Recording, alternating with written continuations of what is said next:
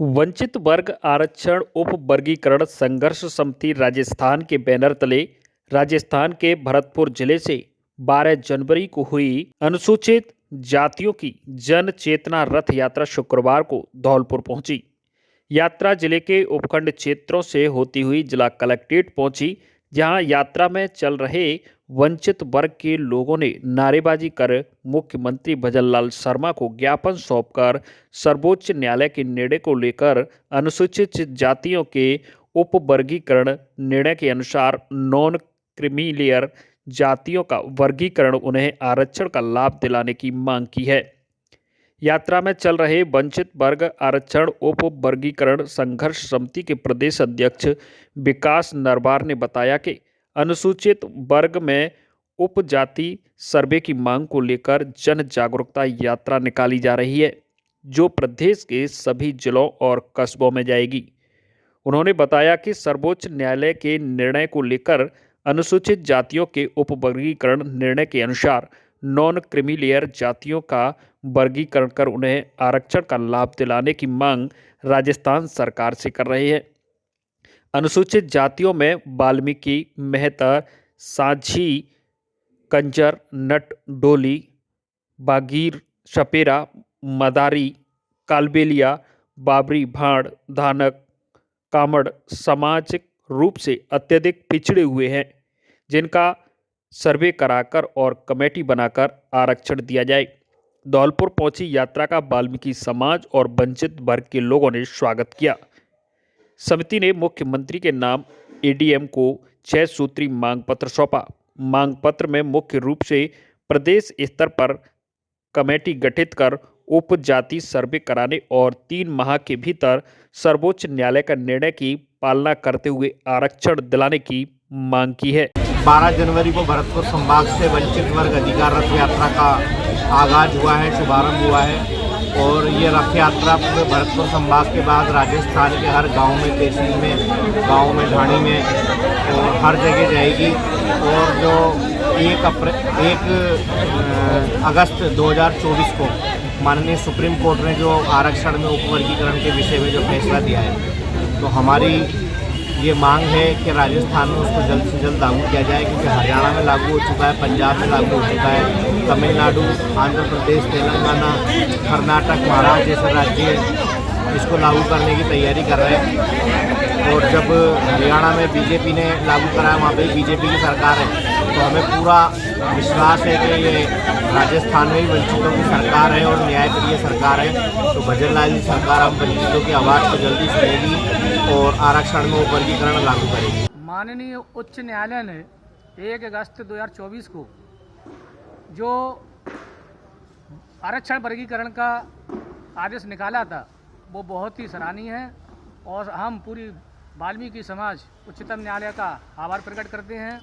इसी को उपलक्ष्य में हमारे राजस्थान प्रदेश वंचित वर्ग उपवर्गीकरण आरक्षण की एक संग्रह समिति है, जिसके हमारे अध्यक्ष विकास नरवार जी कर रहे हैं। वो पूरे राजस्थान से हर जिले में रथ यात्रा निकालकर समाज को जागृत कर रहे हैं, जन चेतना की यात्रा चला रहे हैं। और आज 17 तारीख को आज धौलपुर में उनकी यात्रा है। राजा खेड़ा कल उनकी सभा थी। आज एडीएम साहब को ज्ञापन दे के 12 बजे धौलपुर आ रहे हैं। धौलपुर से हम एक विशाल जनसभा करके विशाल रैली के रूप में, जिसमें सभी पूरी धौलपुर जिले के तहसीलों से लोग आ रहे हैं और एकत्रित होकर धौलपुर के मुख्य मार्गों से होते हुए हम जिला कलेक्टर को मुख्यमंत्री के नाम ज्ञापन सौंपेंगे। और ये आरक्षित उपवर्गीकरण हमारे समाज के लिए एक ऐसा है जैसे हम बिना सांस के जी रहे हैं, इस प्रकार हमारे ये लाभदायक है उपवर्गीकरण। इस उपवर्गीकरण से हमारे समाज को अति लाभ होगा। आने वाली जो पीढ़ी है, युवा पीढ़ी है, उसके भविष्य के लिए बहुत ही लाभदायक होगा। और मैं सभी वाल्मीकि भाइयों से अपील करता हूं, इस रथ यात्रा को आ रही है जो सभी एकजुट होकर सफल बनावें। धौलपुर जिले के कोतवाली थाना इलाके के लोहारी गांव के पास 2 बाइकों में हुई भिड़ंत में एक युवक की इलाज के दौरान मौत हो गई। गुरुवार की देर शाम को हुई दुर्घटना के बाद शुक्रवार को पुलिस ने मृतक के शव को कब्जे में लेकर परिजनों की मौजूदगी में पोस्टमार्टम कराकर अग्रिम कार्रवाई शुरू कर दी है। कोतवाली थाना के एएसआई जगदीश प्रसाद शर्मा ने बताया कि कान्हा उर्फ विशाल पुत्र अमर सिंह खटीक निवासी भीमनगर शैंपऊ कपड़ों में चेन लगाने का कार्य करता था। गुरुवार की शाम वह अपनी बाइक से राजाखेड़ा की तरफ जा रहा था, तभी सामने से आ रही मोटरसाइकिल ने उसकी बाइक को टक्कर मार दी। दुर्घटना में कान्हा गंभीर रूप से घायल हो गया था, जिसे उपचार के लिए जिला अस्पताल में भर्ती कराया गया, जहां उसकी इलाज के दौरान मौत हो गई। कल शाम को राजाखेड़ा रोड पर लुहारी के पास में एक मोटरसाइकिलों में एक्सीडेंट हुआ था, जिसमें एक व्यक्ति मौके पर ही खत्म हो गया था, जिसकी लाश को रात्रि को लाकर मोर्चरी में रखवाया गया था। अब उसके परिवारजन आ गए हैं, उसका पोस्टमार्टम कराया जा रहा है। क्या नाम है उसका? कहाँ का निवासी है? कान्हा उसका नाम कान्हा उर्फ विशाल है। पिताजी का नाम अमर सिंह, जाति खटीक, उम्र करीब 24 साल है। सैंपऊ भीमनगर का रहने वाला है। साइबर थाना पुलिस धौलपुर ने बड़ी कार्रवाई करते हुए साइबर ठगी के मास्टरमाइंड 10,000 रुपये के इनामी होमगार्ड को गिरफ्तार किया है, जिसने पीड़ित ओम प्रकाश मित्तल से अमेरिका में रहने वाले उसके दोहता मोदित बनकर वीजा एजेंट की मां के बीमार होने व हॉस्पिटल में इलाज के दौरान एवं मरने के पर शव नहीं देने आदि के नाम पर कुल 6,70,000 रुपये ठगे थे। वहीं प्रकरण में अब तक ठगी के 5 शातिर आरोपी रामू, अंकित, संतोष, राजकुमार और देवराज परमार गिरफ्तार हो चुके हैं, जो खाता धारक एवं खाता प्रोवाइडर थे एवं देवराज परमार साइबर ठगी गैंग का सक्रिय सदस्य था।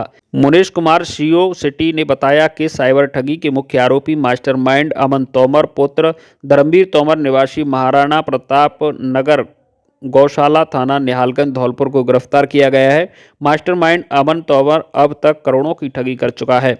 यह ज़्यादातर दूसरे राज्यों के लोगों को ठगी का शिकार बनाता था। उन्होंने बताया कि साइबर ठगी के जनक गिरोह का पर्दाफाश किया गया है। गिरोह के बाकी बचे अन्य आरोपियों को जल्द गिरफ्तार किया जाएगा। आरोपी को 3 दिन के पीसी रिमांड पर लिया गया है। धौलपुर जिले के बाड़ी उपखंड के रहने वाले सीनियर एडवोकेट रामनिवास मित्तल पर हुए हमले के बाद वकीलों में आक्रोश देखा गया। वकीलों द्वारा कोर्ट परिसर में बार एसोसिएशन के अध्यक्ष मुकेश कौशिक के नेतृत्व में बैठक के बाद कार्य बहिष्कार किया गया। इसके बाद रैली निकालते हुए कोतवाली थाना पर पहुंचकर पुलिस प्रशासन को चेतावनी दी है कि आरोपियों की गिरफ्तारी 24 घंटे में नहीं होने पर अनिश्चितकालीन आंदोलन किया जाएगा। वकीलों ने बताया कि गुरुवार की शाम को कोर्ट के वरिष्ठ अधिवक्ता 70 वर्षीय रामनिवास मित्तल पर जानलेवा हमला हुआ। 2 आरोपियों ने उनके शरीर पर सरियों से प्रहार कर हाथ पैर में फ्रैक्चर किए हैं। उनके शरीर में 7 फ्रैक्चर बताए गए हैं, जिनको ग्वालियर के एक निजी अस्पताल की गहन चिकित्साई इकाई में भर्ती कराया गया है। पूरी घटना बेहद निंदनीय है, जिसको लेकर कोर्ट में सभी अधिवक्ताओं ने एक मत होकर कार्य का बहिष्कार किया है। साथ में पुलिस प्रशासन से मांग की है कि आरोपियों की गिरफ्तारी 24 घंटे में की जाए, अन्यथा अनिश्चितकालीन आंदोलन किया जाएगा।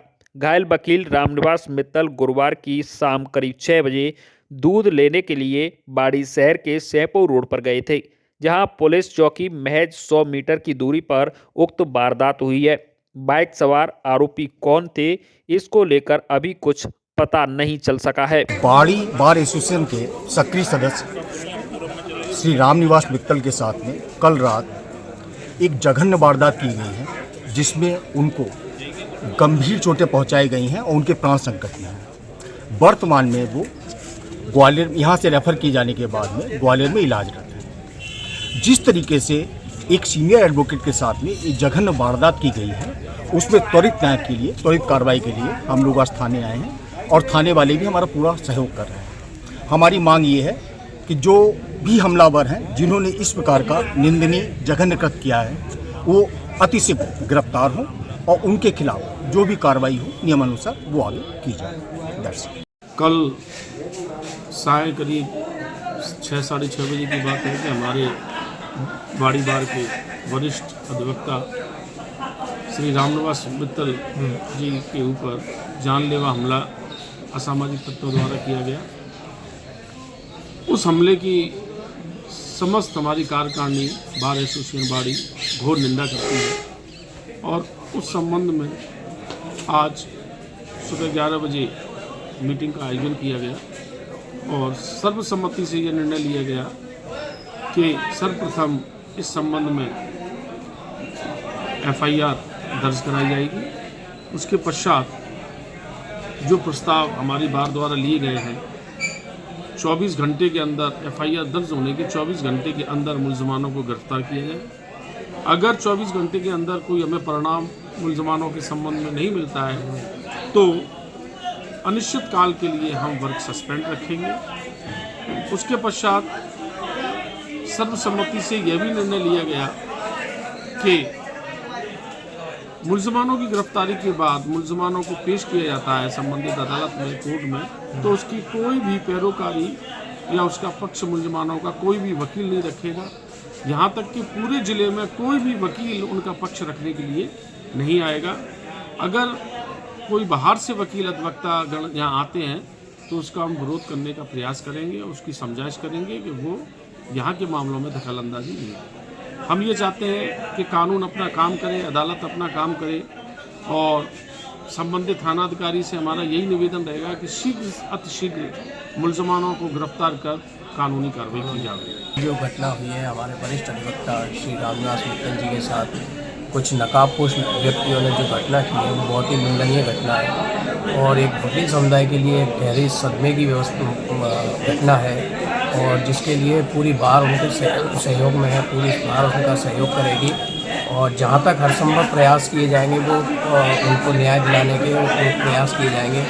अभी बार एसोसिएशन बाड़ी की आज मीटिंग का आयोजन किया गया जिसमें के कुछ प्रस्ताव लिए गए, समस्त अधिवक्ता उपस्थित हुए जिन्होंने ये प्रस्ताव लिए और आगे की रणनीति हमारी ये रहेगी कि यदि 24 घंटे में उनको गिरफ्तार नहीं किया जाता है मुलजिमों को तो उनके खिलाफ पूर्ण रूप से कार्य बहिष्कार किया जाएगा उनको न्याय दिलाने के लिए और जो भी प्रयास हो सकेंगे बार एसोसिएशन और समस्त ज़िले की समस्त बार एसोसिएशन हमारे साथ है और हमारे साथ हमारा सहयोग करने के लिए तत्पर है और उनसे भी आग्रह किया जाएगा कि किसी तरह इन मुलजिमानों को कड़ी से कड़ी सज़ा दिलवाई जाए। राजस्थान प्राथमिक एवं माध्यमिक शिक्षक संघ का प्रदेश स्तरीय सम्मेलन आज बाड़ी शहर के सरमत्रा रोड स्थित देव गार्डन मैरिज होम में आयोजित किया गया। 2 दिवसीय सम्मेलन में प्रथम दिन जहां शिक्षकों से जुड़ी विभिन्न समस्याओं को उपस्थित अतिथियों और अन्य शिक्षकों के सामने रखा, वहीं शनिवार को शिक्षक संघ के प्रतिवेदन के साथ समापन होगा। प्रदेश स्तरीय शिक्षक सम्मेलन के दौरान शुभारंभ कार्यक्रम के मुख्य अतिथि पूर्व विधायक गिरिराज मलिंगा के साथ नीरजा अशोक शर्मा मंच पर मौजूद रहे। सम्मेलन के संयोजक धौलपुर जिला अध्यक्ष मनोज मीणा और सह संयोजक राजन सिंह मीणा द्वारा अतिथियों का स्वागत किया गया और शिक्षकों से जुड़ी विभिन्न समस्याओं को उनके सामने रखा। इस दौरान प्रदेश संगठन मंत्री शिवशंकर ओझा, महेंद्र पांडे, विपिन प्रकाश शर्मा एवं शशि भूषण शर्मा भी मंच पर मौजूद रहे। आज शिक्षकों के लिए राज्य स्तरीय सम्मेलन आयोजित किए जा रहे हैं। राजस्थान प्राथमिक माध्यमिक शिक्षक संघ का सम्मेलन बाड़ी धौलपुर में आयोजित किया जा रहा है। आज हजारों की संख्या में शिक्षक बैठे हुए हैं। आज शिक्षक शिक्षार्थी हित के लिए मंथन किया जा रहा है जिसमें समेकित मांग पत्र तैयार करेंगे, जिसमें यह मांग पत्र सरकार को जाएगा और उसके बाद हमारी वार्ता होगी। इस मांग पत्र में अगर बात करें तो तृतीय श्रेणी से उच्च पदों की पदोन्नति की बात करें, द्वितीय श्रेणी स्थानांतरण की बात करें, विशेष शिक्षा के पदों की बात करें और जो सरकार ने स्टाफिंग पैटर्न और इन पदों के लिए विशेष मांगों के लिए चर्चा हो रही है। ये मांग पत्र कल भी राजस्थान प्राथमिक माध्यमिक शिक्षक संघ को मुख्यमंत्री जी ने बुलाया था, उसमें भी हमने ये मांग रखी थी और शिक्षकों के जो 2 दिन का सम्मेलन होगा उसके बाद समेकित मांग पत्र राज्य सरकार को प्रेषित किया जाए। उसके बाद सरकार मांगों के लिए संगठन को वाहन चलाते समय सदैव यातायात नियमों की पालना करें। उक्त वक्तव्य जिला पुलिस अधीक्षक ने कहा कि युवा वर्ग अक्सर जोश में होश खो बैठता है और आज हमारे द्वारा धौलपुर पुलिस लाइन में जिला परिवहन विभाग, यातायात पुलिस और रोटरी क्लब के सहयोग से परवाह प्रदर्शनी का आयोजन किया जा रहा है, जिसमें जिले के विभिन्न थाना क्षेत्र में हुई दुर्घटनाओं में दुर्घटनाग्रस्त वाहन की पुलिस लाइन धौलपुर में प्रदर्शनी लगाई गई है और स्कूली बच्चों को इसका अवलोकन कराया जा रहा है, जिससे उन्हें पता चल सके कि दुर्घटना के बाद क्या स्थिति होती है। उन्होंने कहा कि जब बच्चे भौतिक रूप से दुर्घटनाग्रस्त वाहनों को देखेंगे तो वह महसूस कर सकेंगे कि दुर्घटना का क्या परिणाम रहा होगा। हमारा उद्देश्य बच्चों को यातायात नियमों के प्रति सचेत और जागरूक करना है। जिला परिवहन अधिकारी देवानंद ने कहा कि जिला परिवहन एवं सड़क सुरक्षा विभाग द्वारा राष्ट्रीय सड़क सुरक्षा माह के अंतर्गत लगाई गई प्रदर्शनी में जिले के स्कूली बच्चों को अवलोकन के लिए लाया जाएगा। प्रदर्शनी में विद्यालयों को यातायात नियमों के बारे में जानकारी दी। आज पुलिस लाइन धौलपुर में रोटरी क्लब धौलपुर सिटी के सहयोग से श्रीमान जिला पुलिस अधीक्षक धौलपुर के मार्गदर्शन में धौलपुर पुलिस द्वारा रोड सेफ्टी कार्यक्रम के अंतर्गत रोड पर विभिन्न दुर्घटनाओं में क्षतिग्रस्त वाहनों की प्रदर्शनी लगाई गई, जिसमें क्षतिग्रस्त वाहनों के साथ ट्रैफिक के नियमों को डिस्प्ले किया गया। हम रोटरी क्लब के माध्यम से आप सभी से अपील करते हैं कि वाहन चलाते समय ट्रैफिक के नियमों का पालन करें, जिससे आप स्वयं सुरक्षित रहें तथा अन्य साथी वाहनों को भी सुरक्षा हो सके, जिम्मेदार नागरिक बने। राष्ट्रीय सड़क सुरक्षा माह 2025 की जिस तरह की थीम है कि परवाह करेंगे सुरक्षित रहेंगे, उसी के मुताबिक आज पुलिस लाइन धौलपुर में परिवहन विभाग एवं यातायात विभाग एवं रोटरी क्लब के सहयोग से श्रीमान जिला पुलिस अधीक्षक महोदय, जिला कलेक्टर महोदय एवं डीटीओ साहब के दिशा निर्देशन में यहाँ एक्सीडेंट हुए वाहनों को लाइन अप करके बच्चों को उनके बारे में, एक्सीडेंट से होने वाले खतरों के बारे में, उनसे होने वाले नुकसान के बारे में आज एक प्रदर्शनी का आयोजन किया गया। इसके माध्यम से हम आम नागरिकों को, शहरवासियों को ये संदेश जाता है कि आप हमेशा ट्रैफिक नियमों का पालन करें और अपने आप को सुरक्षित रखें, अपने और अपने परिवार की परवाह करें और सुरक्षित रहिए। आज धौलपुर यातायात पुलिस और परिवहन विभाग के द्वारा और रोटरी क्लब एनजीओ के सहयोग से एक जो एक्सीडेंट में डैमेज व्हीकल हैं उनकी प्रदर्शनी लगाई गई श्रीमान पुलिस अधीक्षक महोदय के निर्देशन में, और उन्हीं के द्वारा आज इसका उद्घाटन किया गया। इस प्रदर्शनी को लगाने का उद्देश्य है कि एक्सीडेंट के व्हीकलों को बिल्कुल बच्चों को दिखाया जाए, ताकि वो उस चीज़ को ऑब्जर्व करें, समझें कि ये एक्सीडेंट क्यों हुए और एक्सीडेंट होने के बाद गाड़ियों की और लोगों की क्या स्थिति रही होगी। तो उम्मीद है कि ऐसी प्रदर्शनी के माध्यम से हमारा जो मैसेज है लोगों में वो जाएगा कि आप यातायात के नियमों का पालन करें, जिससे सड़क दुर्घटनाओं से बच सकें। बाड़ी शहर के पंचायत समिति परिसर में शुक्रवार को गणतंत्र दिवस आयोजन को लेकर एक बैठक का आयोजन एसडीएम हेमंत कुमार घनघोर की अध्यक्षता में किया गया, जिसमें सभी अधिकारियों को गणतंत्र दिवस आयोजन को लेकर जिम्मेदारी सौंपी गई। एसडीएम ने सभी अधिकारियों को निर्देश दिए कि गणतंत्र दिवस का आयोजन धूमधाम से किया जाए। इस दौरान गणतंत्र दिवस का उपखंड स्तरीय मुख्य समारोह बाड़ी शहर के महाराणा प्रताप खेल मैदान में मनाए जाने के साथ सभी को आयोजन से जुड़ी जिम्मेदारियां दी गईं। धौलपुर में यूथ फॉर नेशन के जिला अध्यक्ष देव पारासर के नेतृत्व में एडीएम को एक ज्ञापन सौंपा गया, जिसमें मांग रखी गई कि मृत गौवंश को काटकर उनके हड्डियों को न बेचा जाए एवं नगर पालिका द्वारा सम्मानपूर्वक भूमिगत कराया जाए। सर्दी के मौसम में भूख से पीड़ित, बीमारी से ग्रसित, सड़क दुर्घटना में लगातार हो रही दुर्घटना से गौवंश मरते हैं, जिनको नगर पालिका द्वारा इधर उधर फेंक दिया जाता है, जो हिंदू समाज के लिए बहुत ही अपमानजनक है, जिनको हिंदू समाज किसी भी परिस्थिति में सहन नहीं करेगा। आगे से मृत गौवंश को सम्मानपूर्वक भूमिगत कराया जाए। उद्बोधन के साथ कार्यक्रम संपन्न किया जाएगा। इस दौरान यूथ फॉर नेशन के जिला टोली के आर्थिक आयाम और जिला उपाध्यक्ष प्रदीप शर्मा, कुंज बिहारी शर्मा, राजकुमार शर्मा, भोला शर्मा, आदित्य हुंडावाल, मयंक पारासर, अरुण शर्मा, गौरक्षक गणेश एवं अन्य युवा मौजूद रहे। राजाखेड़ा बार एसोसिएशन का शपथ ग्रहण समारोह न्यायालय परिसर राजाखेड़ा में संपन्न हुआ। अध्यक्ष राजकुमार शर्मा ने कार्यकारिणी का विस्तार किया, जिसमें उमाकांत शर्मा, उपाध्यक्ष हेमंत सिंह जादौन, सचिव दिनेश चंद्र शर्मा, वरिष्ठ उपाध्यक्ष रूप सिंह, पुस्तकालय अध्यक्ष वनरेंद्र मुदगल, कोषाध्यक्ष दिवांशु गुप्ता, ऑडिटर के पद पर मनोनीत किया गया। निर्वाचन अधिकारी रविंद्र सिंह चौहान, सहायक निर्वाचन अधिकारी अशरफी जादौन ने पद एवं गोपनीयता की शपथ दिलाई। इस मौके पर बार एसोसिएशन अध्यक्ष राजकुमार शर्मा ने सभी अधिवक्ताओं को साथ लेकर बार एसोसिएशन के वेलफेयर की बात कही। इस मौके पर कुंदन सिंह, वरिष्ठ अधिवक्ता रामप्रकाश कश्यप, अभियोजन अधिकारी हेमंत गुप्ता, भारत भूषण शर्मा, वरिष्ठ अधिवक्ता राजकुमार शर्मा, वरिष्ठ अधिवक्ता सुरेश चंद्र शर्मा, अधिवक्ता उपेंद्र मिश्रा, अधिवक्ता विजय प्रकाश श्रीवास्तव, वरिष्ठ अधिवक्ता सतीश चंद्र शर्मा, अधिवक्ता सुरेंद्र सिंह परिहार, पंकज जैन, आनंद शर्मा, अभिनव जैन इस्लाम खान, बालकिशन जादौन सहित अधिवक्ता गण मौजूद रहे। हाउसिंग बोर्ड विकास सेवा समिति के अध्यक्ष अशोक कुमार अग्रवाल एडवोकेट ने हाउसिंग बोर्ड कॉलोनी की सड़कों की मरम्मत को लेकर धौलपुर स्थायी लोक अदालत में केस दायर किया था, जिसकी तामील सभापति व आयुक्त नगर परिषद धौलपुर को की गई थी, लेकिन उनकी ओर से आज तक कोर्ट में कोई उपस्थित नहीं हुआ। फिर आज दिनांक 17 जनवरी 2025 को अध्यक्ष अशोक कुमार अग्रवाल एडवोकेट के निवेदन पर अस्थायी लोक अदालत के अध्यक्ष सुरेश प्रकाश भट्ट के द्वारा नगर परिषद सभापति व आयुक्त को रजिस्टर्ड डाक से तलब करने के आदेश दिए गए हैं और नगर परिषद सभापति व आयुक्त को 12 फरवरी 2025 को कोर्ट में उपस्थित होने को कहा है। उपस्थित न होने पर आगे कानूनी कार्रवाई की जाएगी।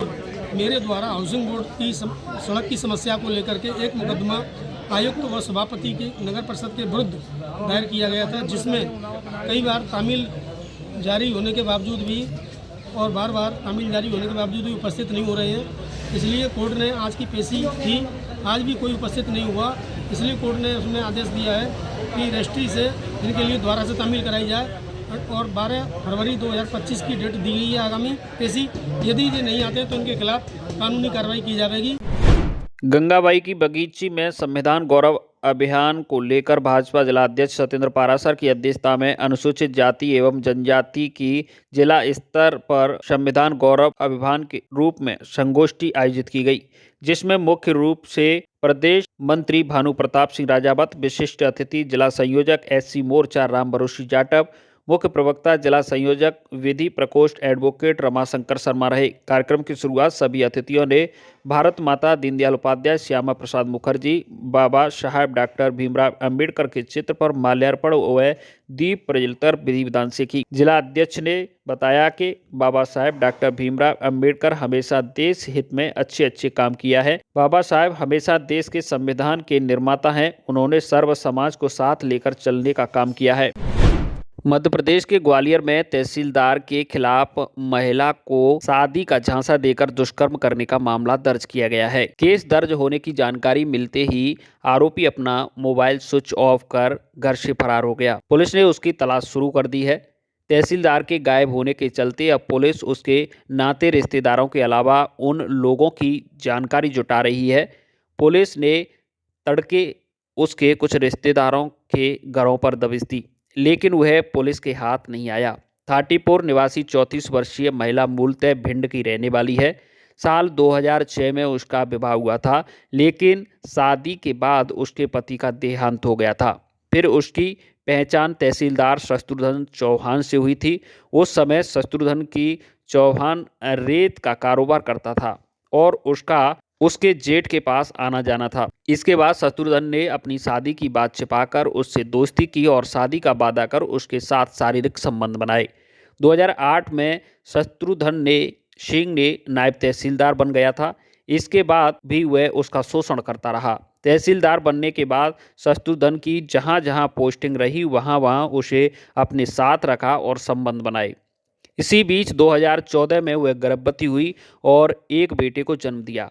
इसके बाद उसे पता चला कि तहसीलदार ने एक अन्य महिला से शादी कर ली है। जब उसका विरोध किया तो तहसीलदार शत्रुघ्न ने उसके साथ मारपीट की। इतना ही नहीं, वर्ष 2021 में तहसीलदार शत्रुघ्न ने एक अन्य महिला के साथ चौथी शादी की थी और उसके संपर्क खत्म कर दिया था। लेकिन अभी 2 जनवरी को वह उसके घर आया और उसके साथ संबंध बनाने का प्रयास किया। घर से फरार होने पर अब पुलिस तहसीलदार शत्रुघ्न की तलाश के लिए संभावित स्थानों पर दबिश दे रही है।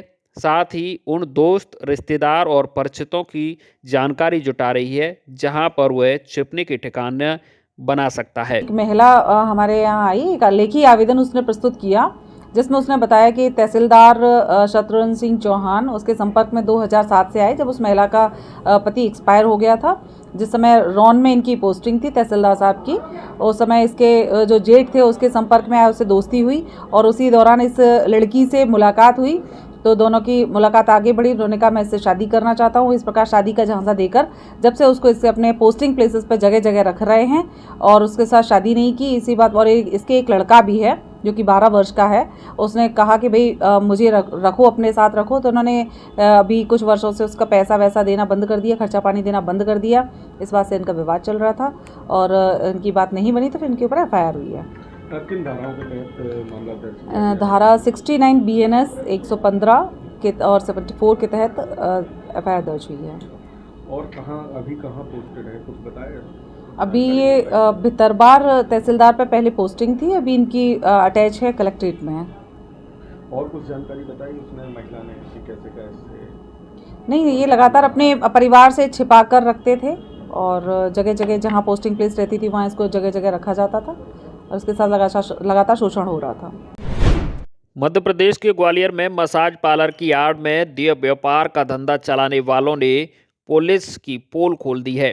पार्लर के आरोपी मैनेजर ने खुलासा किया है कि थाने के हवलदार उससे हर महीने 15,000 रुपये की वसूली करता था। उसे पैसा थमाकर बेफिक्र हो जाते थे कि पुलिस उनके धंधे की तरफ आंख उठाकर नहीं देखेगी। इसलिए पार्लर के अलावा होटल और दूसरे ठिकानों पर भी लड़कियों की सप्लाई का काम शुरू किया था। देह कारोबार के धंधे में पुलिस की सांठगांठ सामने आने पर SP धर्मवीर सिंह यादव ने हवलदार को सस्पेंड और विश्वविद्यालय थाना प्रभारी को लाइन हाजिर किया है। दरअसल विश्वविद्यालय थाना क्षेत्र के पटेल नगर सिटी सेंटर में the hailing hand massage therapy के नाम से चल रहे मसाज पार्लर पर एक दिन पहले पुलिस ने देह व्यापार का कारोबार पकड़ा था। पार्लर में घुसने से पहले पुलिस ने बोगस ग्राहक बनकर युवती से बातचीत की थी। दबिश में पार्लर के अंदर 6 युवतियां अय्याशी करने आए ग्राहक के अलावा पार्लर का मालिक और मैनेजर को गिरफ्तार करने के बाद मालिक ने खुलासा किया कि मसाज का काम तो सिर्फ दिखावा है, असली धंधा तो वेश्यावृत्ति का था, इसी में कमाई थी। पार्लर खोलने के कुछ दिन बाद ही विश्वविद्यालय थाने के हवलदार मनोज शर्मा ने आकर हफ्ता वसूली की तय की थी।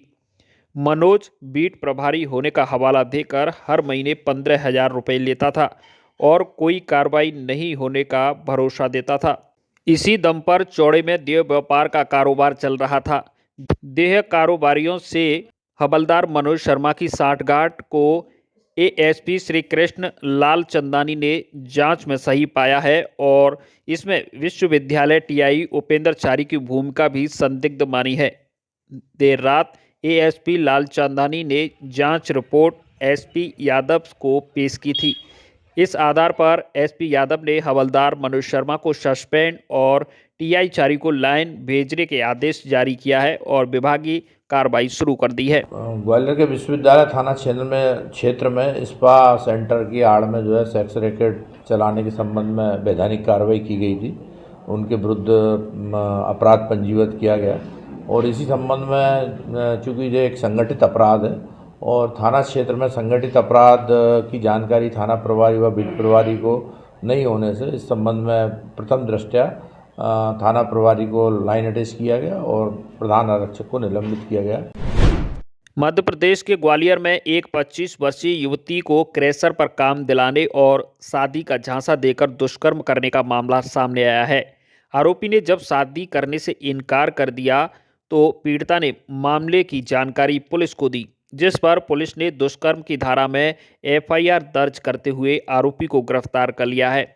दरअसल ग्वालियर के अंतरी थाना क्षेत्र की रहने वाली 25 वर्षीय युवती की पहचान शिरोल के कादम्बरी नगर इलाके में रहने वाले उदय लोधी से हुई थी। शुरुआत में तो उदय ने उसे क्रेशर में नौकरी दिलाने के बहाने उससे दोस्ती बढ़ाई और फिर शादी का झांसा देकर उसे ग्वालियर बुलाकर उसके साथ दुष्कर्म की वारदात को अंजाम दिया।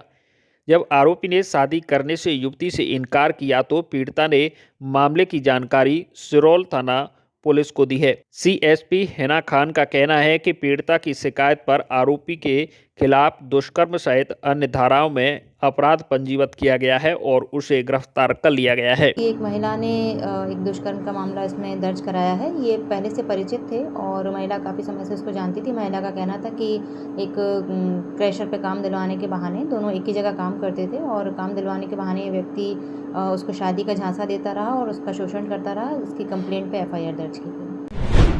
मध्य प्रदेश के ग्वालियर जिले के प्रभारी मंत्री तुलसीराम सिलावट आज ग्वालियर पहुंचे और अधिकारियों के साथ बैठक की। मीडिया से बात करते हुए उन्होंने कहा कि हमने विजन डॉक्यूमेंट पर चर्चा की है। ग्वालियर का भविष्य कैसा हो, ग्वालियर के विकास का एजेंडा हमने बनाया है। शिक्षा, स्वास्थ्य, स्वच्छता में ग्वालियर नंबर 1 बने। मिलावट के खिलाफ एक्शन में तेजी आए, विकास कार्यों की गति बढ़े, केंद्र और प्रदेश सरकार की योजनाओं का लाभ जनता को मिले, इसके निर्देश दिए हैं। वहीं जीतू पटवारी के बयान पर पलटवार करते हुए प्रभारी मंत्री ने कहा, कांग्रेस कुछ भी कहती रहती है, देश और प्रदेश का मानस भाजपा के साथ है। एक सवाल के जवाब में उन्होंने कहा, कांग्रेस बाबा साहब की विचारधारा की खिलाफत करने वाली पार्टी है। उसने ही बाबा साहब को लोकसभा में जाने से रोका। ये किस मुंह से उनके मान सम्मान की बात कर रही है? बाबा साहब का सम्मान भाजपा करती है। आप जानते हैं विजन डॉक्यूमेंट्स जो हमने उस पर चर्चा हुई, विस्तार से चर्चा हुई। उसका एक सारे जनप्रतिनिधियों से, सारे बुद्धिजीवी लोगों से, सब लोगों से मिलकर एक वो भविष्य कैसा हो, ग्वालियर का विकास प्रगति का एक एजेंडा हमने तैयार किया है।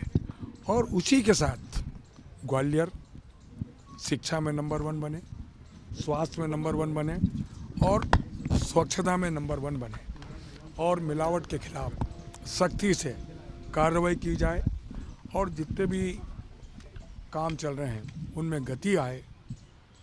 और जिस प्रकार से प्रधानमंत्री आवास जो केंद्र की कल्याणकारी योजना है, मध्य प्रदेश की जिस प्रकार से डबल इंजन की सरकार है, एक का नेतृत्व देश के प्रधानमंत्री जी करते हैं, मध्य प्रदेश का नेतृत्व सामान्य मुख्यमंत्री, जो कल्याणकारी योजना है, जो हमारे हितग्राही हैं, उनको उन सारी योजनाओं का लाभ मिल रहा है कि नहीं मिल रहा है, सही उनमें कोई बाधा, कोई अड़चन नहीं आना चाहिए, वो सुविधाएं उनको मिलना चाहिए। इन सारी बातों का निर्देश दिया है। जीतू पटवारी जी ने ट्वीट किया है, ट्वीट करके उन्होंने कहा है कि बीजेपी के लोग इंदौर में गुंडाई कर रहे हैं, रेप कर रहे हैं, बलात्कार कर रहे हैं और चुनाव के पहले खुद को फ्लोवर बताते थे, अब फायर हो गई है बीजेपी। अब आप बताओ, कांग्रेस के पास के अलावा बोलने का अलावा बचा क्या है? अब उनको ये पता होना चाहिए 2023 में 163 सीट आई भारतीय जनता पार्टी की, पूरे मध्य प्रदेश की और देश की जनता 29 की 29 लोकसभा की सीट भारतीय जनता पार्टी ने जीती। ये हमारी जो मध्य प्रदेश का मानस है वो पूरा भाजपा के साथ है, देश के प्रधानमंत्री के साथ है, मुख्यमंत्री के साथ है। अब ये उनका सोच होगा।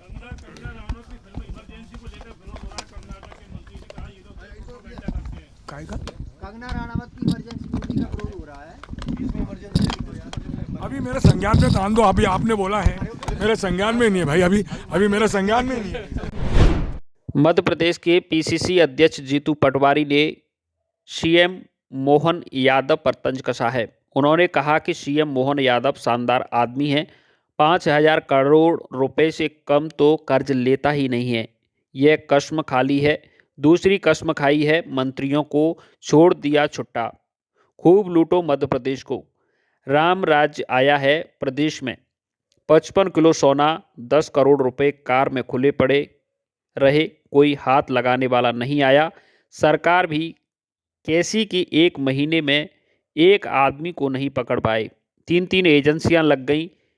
इनसे ज़्यादा भ्रष्टाचारी लोग संसार में कहीं नहीं हैं। एक मंत्री दूसरे मंत्री पे आरोप लगा रहा, दूसरा तीसरे पे पूर्व पे लगा रहा। फिर भारतीय जनता पार्टी की अराजकता कितनी है कि एक मंत्री ने कहा कि मैंने सौरभ शर्मा की चिट्ठी नहीं लिखी, सौरभ शर्मा की चिट्ठी नहीं लिखी, वो पब्लिक डोमेन में मैंने ट्वीट किया, मैं संन्यास ले लूंगा। मैं उनसे कहना चाहता हूँ इस्तीफा दें विधायक पद से, अगर आप में थोड़ी नैतिकता बची हो। भूपेंद्र सिंह जी ने कल कहा कि अगर मेरी नोटशीट मिलेगी तो मैं राजनीति से संन्यास ले लूंगा। हेमंत कटारे जी ने प्रेस पे बात की थी, उनको चुनौती दी थी, तो आज उनको लेना चाहिए। चिट्ठी हमने पब्लिक डोमेन में ला दी है। बात यह है कि एक मंत्री जिसको ससुर ने 100 एकड़ जमीन दी, पब्लिक में मामला आया तो वापस ससुर की जमीन ससुर को दे दी। मतलब कितनी अराजकता हो रही है भाई, लूट की छूट। और भारतीय जनता पार्टी का नए भारत का निर्माण नरेंद्र मोदी। एक ये सर ऐसा चल रहा है। एपेक्स दूसरी बात एक लड़ाई है करप्शन के अगेंस्ट। सत्ता का मद सर से ऊपर चढ़ के बीजेपी को बोल रहा। दूसरी लड़ाई वैचारिक। भारतीय जनता पार्टी ने सोची समझी तरीके से पहले गांधी जी को गोडसे ने गोली मारी। अब पूरी जिंदगी गांधी जी को ये गालियां देते रहे, अलग अलग तरह से उनकी बुराई करते रहे। अब अंबेडकर जी की बारी आई है। अमित शाह जी ने अंबेडकर जी का अपमान किया संसद में, मजाक उड़ाया, कहा कि अंबेडकर इतना फैशन बना लिया, इतना तो भगवान के नाम लेते तो स्वर्ग चले जाते। यानी तिरस्कार किया अंबेडकर जी के खिलाफ एक तरह से वक्तव्य। मध्य प्रदेश के पीसीसी चीफ जीतू पटवारी का बड़ा बयान दिया है। उन्होंने कहा है कि भारतीय जनता पार्टी के जीतने भी लोग दोषी हैं। अगर सही से जांच हो तो एक भी बीजेपी का मंत्री सड़क पर नहीं रहेगा, ऑफिस पर नहीं जा सकता, सबको जेल जाना पड़ेगा। भारतीय जनता पार्टी के कितने लोग दोषी हैं, मैंने कल भी कहा था, आप थे नहीं वहाँ। अगर सही तरीके से जांच हो तो बीजेपी का एक भी मंत्री सड़क पर नहीं रहेगा, ऑफिस में नहीं जा सकता, घर में नहीं रह सकता, सबको जेल में जाना पड़ेगा। ग्वालियर के पूर्व आरटीओ कांस्टेबल की काली कमाई के मामले में जांच एजेंसियों की जांच लगातार जारी है। काली कमाई को लेकर ईडी ने शुक्रवार के दिन ग्वालियर में बड़ी रेड की है।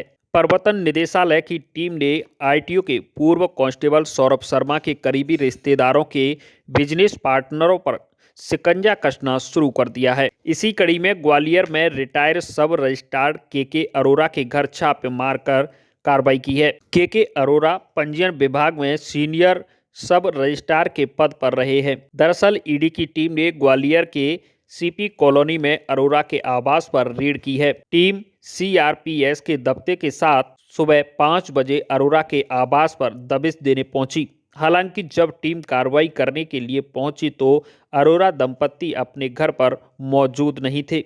घर में मौजूद 2 किराएदारों की टीम ने घर के अंदर ही रहने के निर्देश देकर कार्रवाई की है। ईडी के अफसर घर में मौजूद दस्तावेजों की छानबीन कर रहे हैं। ग्वालियर जिले के रेलवे स्टेशन के पास नवनियुक्त जिलाध्यक्ष जयप्रकाश राजौरिया के जुलूस में हंगामा हो गया। जुलूस में समर्थकों के बीच हुई जमकर धक्का मुक्की हो गई। नवनियुक्त जिलाध्यक्ष का स्वागत करने की होड़ मचने के दौरान समर्थकों में धक्का मुक्की हो गई। जुलूस में शामिल कई कार्यकर्ता गिरने से चोटिल हो गए। नवनियुक्त जिलाध्यक्ष राजौरिया ने इसे नजरअंदाज कर दिया और जुलूस लेकर राजौरिया आगे बढ़ गए।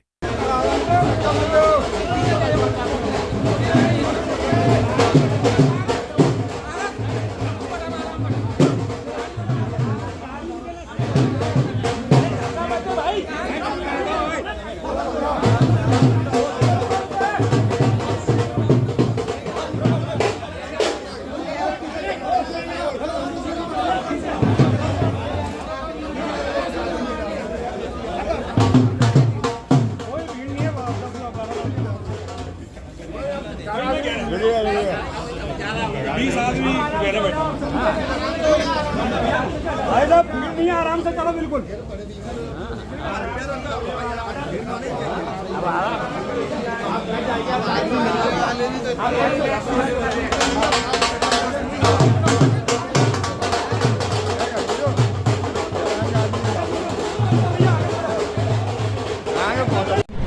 ग्वालियर जीआरपी थाना पुलिस ने ट्रेन में यात्रियों के सामान की चोरी करने वाली गैंग को गिरफ्तार किया है। गैंग ने खुलासा किया है कि ट्रेन में यात्रियों के पास बैठकर उनके ट्रॉली बैग और अन्य सामान की चोरी कर फरार हो जाते हैं। इनके पास से 7 लाख रुपए से अधिक का माल व मोबाइल भी बरामद किया है। वहीं पुलिस ने आरोपियों से पूछताछ शुरू कर दी है। दरअसल ग्वालियर जीआरपी थाना पहुंचकर फरियादी अनीता जाटव ने पुलिस को बताया था कि वहां अपने परिवार के साथ इटावा ग्वालियर एक्सप्रेस ट्रेन से भिंड जा रही थी। बिरला नगर स्टेशन आने के पूर्व उनके ट्रॉली बैग की चैन खोलकर सोने की 4 अंगूठी, सोने के 3 जोड़ी टॉप्स, सोने की नाक की बाली, चांदी के 4 कमरबंद, चांदी के 4 जोड़ी पायल, चांदी के 4 जोड़ी पायल, चांदी के बड़े के चूड़े व 1 लाख नकदी अज्ञात चोरों ने ट्रेन में पार कर दी थी। जिसके बाद रेल एसपी राहुल कुमार ने एक टीम का गठन किया और जीआरपी थाना प्रभारी बबीता कठेरिया के नेतृत्व में आरोपियों की धरपकड़ के लिए टीम को लगाया तो पुलिस ने मुरैना से 5 आरोपियों धर दबोच लिया। इन आरोपियों ने अपने नाम गिरिराज जाटव, संदीप जाटव, संतोषी जाटव, सिकंदर जाटव और मोहित वर्मा को मुरैना का होना बताया। पुलिस पूछताछ में आरोपियों ने ट्रेन में कई चोरी घटनाएं करना कबूल किया है। पुलिस ने आरोपियों से 7,38,700 रुपए का माल व मोबाइल भी बरामद कर जब्त किया है। फिलहाल पुलिस ने चोर गैंग के खिलाफ मामला दर्ज कर ट्रेन में हुई अन्य चोरियों की वारदात को लेकर पूछताछ शुरू कर दी है। हाँ, इसमें श्रीमान पुलिस अधीक्षक महोदय श्री राहुल कुमार लोढ़ा सर द्वारा ट्रेनों में तथा प्लेटफॉर्म में लगातार चोरियां हो रही हैं। इसी में उनके द्वारा विशेष अभियान चालू किया गया है। इसी कार्यक्रम में जो 23/10/24 को फरियादिया है अनीता जाटव, उनका सामान चोरी हो गया था। इसी में लगातार हम लोग पता राशि हेतु अग्रसित थे, जिसमें इसमें मुखबिर द्वारा सूचना प्राप्त हुई कि ऐसे ऐसे करके भिंड से ग्वालियर से एक गैंग चल रही है। फिर जिसकी पता राशि हेतु हम लोग भिंड रवाना हुए। भिंड से फिर इन चारों आरोपियों को हम लोगों ने पूछताछ के लिए थाने पर लेके आए। फिर इनसे पूछताछ की गई तो इनके द्वारा करीबन 8 मामले इन्होंने चोरी करना कबूल किया है तथा जो सामान ये चोरी करते थे उसको एक सुनार को दे देते, जो कि मुरैना का रहने वाला है। उसको भी इसमें अपने आरोपी बनाया है। कहाँ के रहने वाले हैं ये सभी लोग? क्या पूछताछ में प्रथम पता चला है किस तरह से क्या करते थे? ये सभी लोग मुरैना के रहने वाले हैं। इनका सबसे पहले ये रहता है, ये जनरल कोच में जाते हैं तथा जो फरियादी का सामान ऊपर सीट पे रख देते हैं तो 2 लोग ऊपर चले जाते हैं, बैठ जाते हैं और 2 लोग नीचे रहते हैं और जो यात्री के सामने आ जाते हैं जिससे कि उनको बैग नहीं समझ में आता है और जो 2 ऊपर बैठते हैं वो चैन खोल के चोरी करते हैं और करीबन इनसे 7.5 लाख का मसरूका बरामद किया गया है तथा 7 मोबाइल चोरी किए गए वो भी बरामद किए गए हैं। और कुछ उम्मीद है इनसे पूछताछ करके इनको जेल भेज दिया गया है और इसके अलावा और भी टीम अभी गैंग काम कर रही है ट्रेनों में, उन पे भी हम लोग तलाश कर रहे हैं, उनकी भी कार्रवाई की जाएगी।